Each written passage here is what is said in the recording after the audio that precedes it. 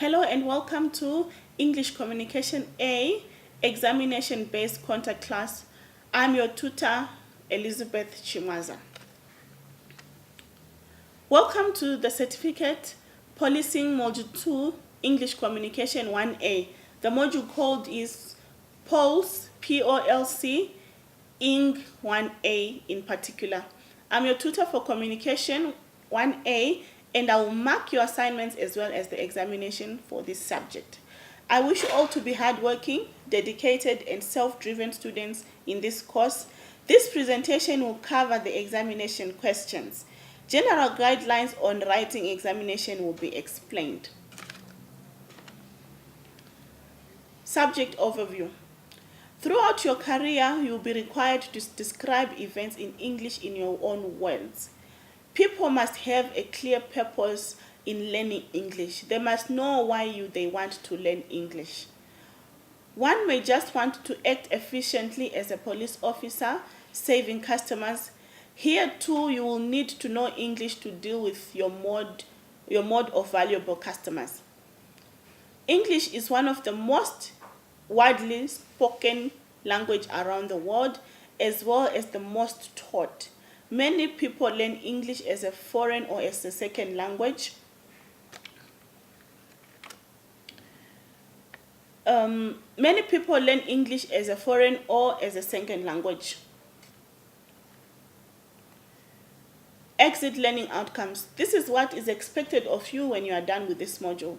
Upon completion of this module, students should be able to identify different parts of speech, explain the use of punctuation marks, explain the use of tenses in English, explain how to and combine sentences, illustrate the use of different types of questions, use active and passive voice and apply direct and indirect speech, explain skimming, scanning, and intensive reading methods. Okay, in English we have 9 different parts of speech. When you are going through this module, it's an addition to the grammar that you already know. So the 9 different parts of speech, we have nouns, verbs, articles, prepositions, adjectives, adverbs, conjunctions, and interjections. So you need to master these 9 parts of speech. A part of speech, it means when you are writing your sentence or when you are speaking your sentence is made up of this part of speech. Okay. Examination questions. These examination questions are discussed as they appear on the tutorial letter of 2019. Here are the following questions. Please take note that these are just sample questions to guide you when you're studying for your exam. Question 1. Discuss the importance for a policing student to have knowledge of the use of the comparative and superlative form. All right, I already expect, so when you are being asked a question, we already expect you to know what is superlative and what is comparative form. So comparative form and superlative form comes from adjectives. To discuss, you are expected to give a clear description of the importance for the policing students to have knowledge of the use of the superlative and the comparative, form. Okay, so the comparative form, let me start with the comparative form. The comparative form, this is where you put ER or R to an adjective, or you put ER or more to an adjective. For example, clever becomes cleverer, beautiful becomes more beautiful. This is the comparative form. And the superlative, you are putting EST or you are putting most to the adjective. So clever becomes cleverest, beautiful becomes most beautiful. So this is the comparative form and the superlative form. Okay, now in this question you are also required to use examples on how to use these superlative and these comparative forms in the as a policing student. Okay, so now you are going to wonder, okay, this type of question maybe it might require you to get 5 marks. Now you have explained and given an example of a comparative form, and you explain and give an example for the superlative form, but this is not enough. You now have to use sentences. How are you as a police officer in a sentence going to use the comparative form and the superlative form? Question 2, differentiate between the use of a colon and a semicolon and give examples for each in sentence. Okay, I'm not really going to go into details with the punctuation marks. We have looked at it when we were doing the basic English module. Okay, so now to differentiate, that is to give only the differences. So it means you have to state the differences of a colon and a semicolon, and then you also give examples of sentences using the colon and the semicolon.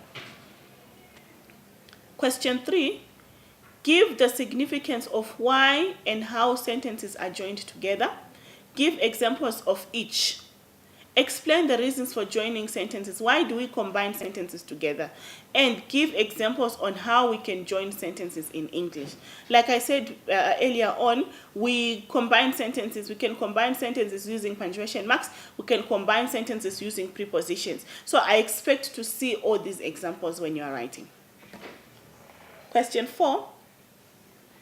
Discuss different types of questions for investigating a case and give examples of each. All right, now we have different types of questions.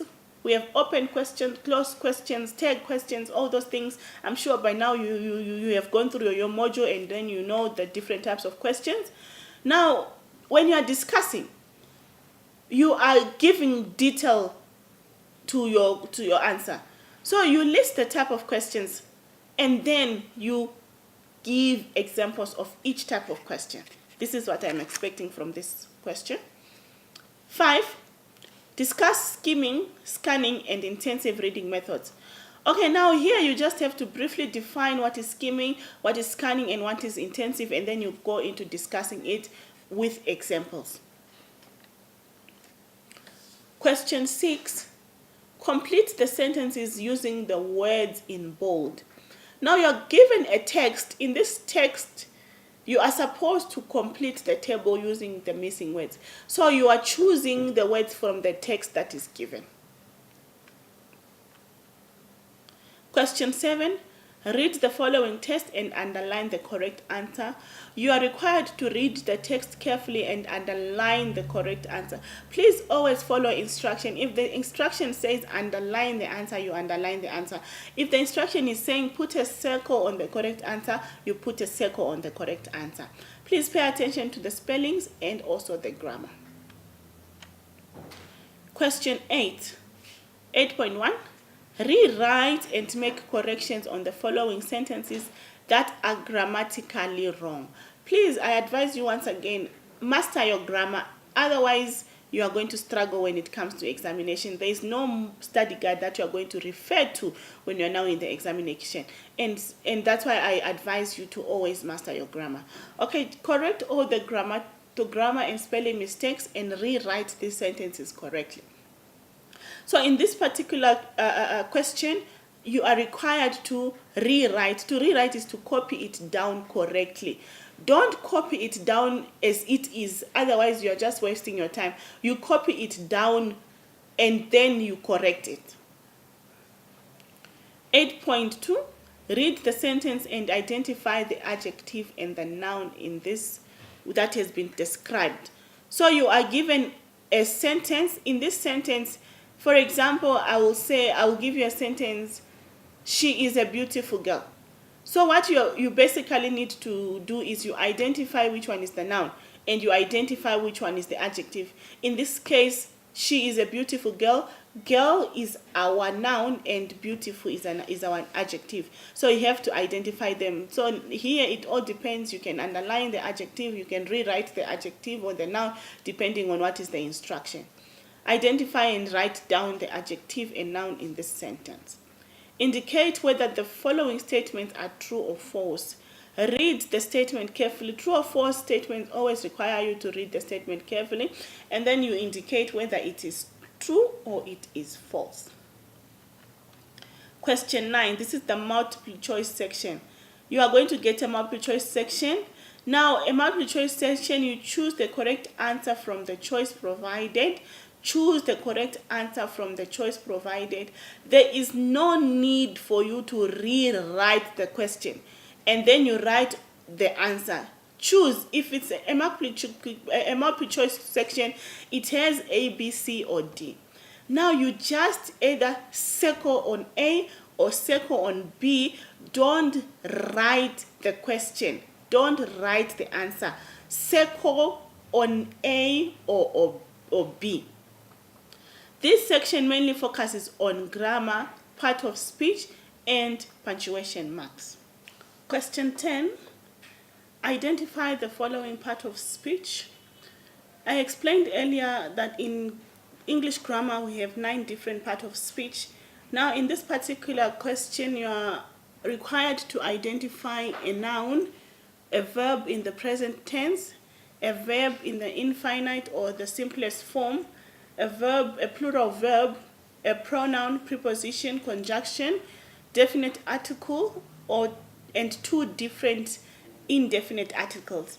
So you just have to identify and write the following part of speech from the passage provided. B. Rewrite the above passage and insert the appropriate punctuation marks and correct spellings. So where you've been identifying it, the passage was written incorrectly. So you just have to rewrite it using the correct punctuation marks and then the correct spelling and grammar. Instructions and information to candidates. What should you do in this exam or assignment? Provide sufficient answers. Do not write too little or too much. Always check the mark allocation to determine the length of your answer. If a question is allocated 1 mark, just write things that will award you 1 mark. If a question is allocated 10 marks, also the length should determine the amount of words that you should write. Try by all means to use your own words and refer to your own experience. Make sure your statements or ideas make sense of what you intend to say. Please do not copy and paste answers from the study guide. A study guide is just a guide. It's there to guide you. Good luck with the exam. Do not hesitate to contact me should you experience some challenges in your studies. My contacts are email zabe.chim@yahoo.com. My number is 08133 06030.